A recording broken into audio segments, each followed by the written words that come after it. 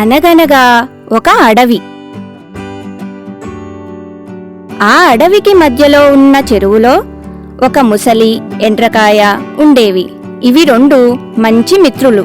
ఒకరోజు, మిత్రమా, నా మనసు ఏం బాగాలేదు.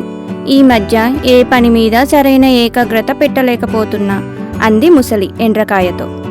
అదేంటి, ప్రతిరోజు 4 పూటలు తింటూ బాగానే ఉంటున్నావుగా అంది ఎండ్రకాయ.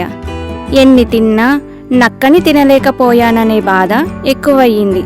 పైగా నక్క మాంసం తింటే స్వర్గానికి పోతారని మా అమ్మమ్మ చెప్పింది అంది ముసలి.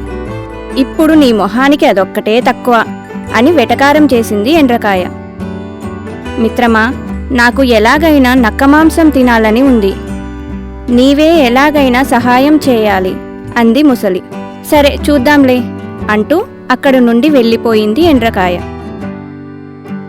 అదే అడవిలో ఒక టక్కరి నక్క ఉంది. ఈ ముసలి మాటలు ఆ నోట ఈ నోట ఆ నక్క చెవిన పడ్డాయి.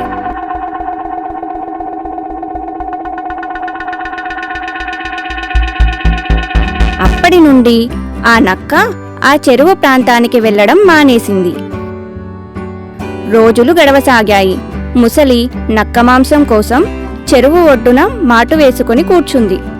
ఇది ఇలా ఉండగా ఒకరోజు, మిత్రమా, నాకు ఒక ఉపాయం తట్టింది. నేను చనిపోయినట్లు పడుకుంటాను. నువ్వు వెళ్ళి నక్కను తీసుకురా.